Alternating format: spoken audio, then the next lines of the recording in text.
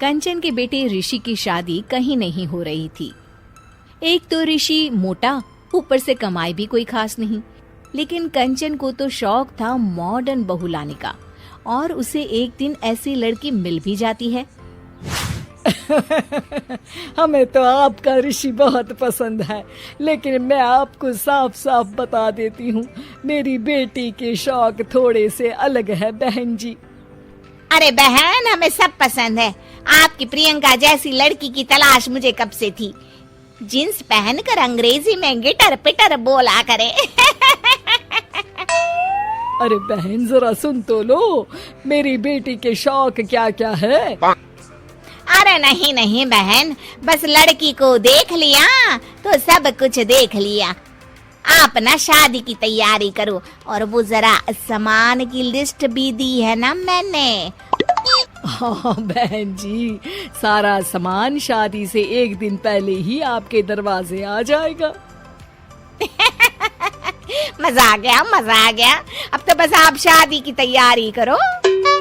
प्रियंका के माता पिता के जाने के बाद कंचन का पति उससे कहता है, अरे भाग्यवान, तुम तो कुछ ज्यादा ही जल्दी दिखा रही थी शादी की। अरे बोलने तो देती, लड़की की माँ क्या बोलना चाह रही थी। अरे आप चुप रहिए जी, कुछ पता भी है आपको, बस मुफ्त में बोले जा रहे हैं। मेरी दोस्त शशि की बहू देखी, लंबी पतली और पढ़ी लिखी, हजारों में कमाई और संस्कारी भी।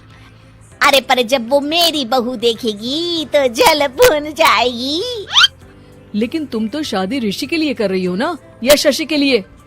तुम्हारा लड़का कुछ कमाता भी नहीं है, और शरीर भी भगवान की दुआ से फूलता ही जा रहा है। फिर बोले आप हैं? फिर बोले आप? मैंने कहा ना, प्रियंका जैसी जींस पहनकर अंग्रेजी झाड़ने वाली बहू किस्मत वालों को ही मिलती है। चुप रहिए आप। पति के लाख कहने पर भी कंचन ऋषि की शादी प्रियंका से करवा देती है। लेकिन प्रियंका जैसे ही घर में आती है, वैसे ही जोर जोर से चिल्लाकर नाचने लगती है।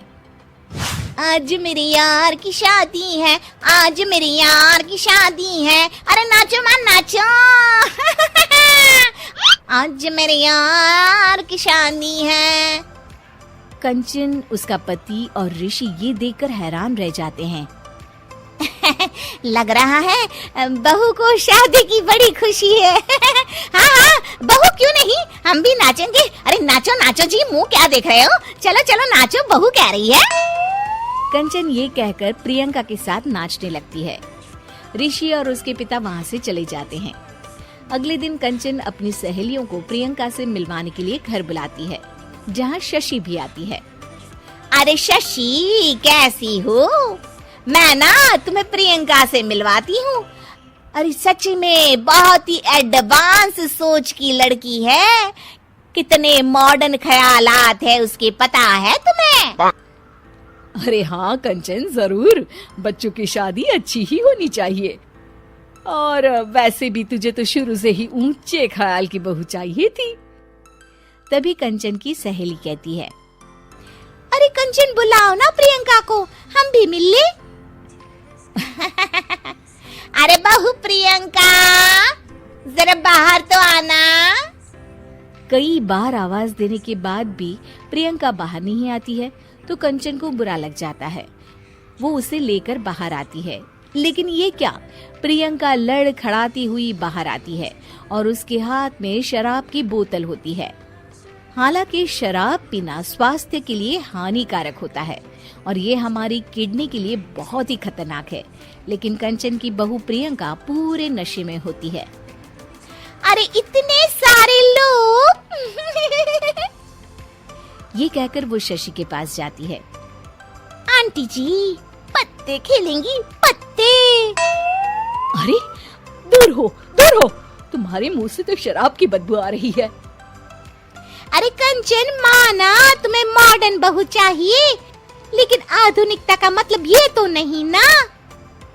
बुरा ना मानना कंचन, तुम्हें पता था कि तुम्हारे बेटे की कमाई और शरीर दोनों ही ठीक नहीं है, तो तुम्हें उसी हिसाब की लड़की से शादी करवानी चाहिए थी।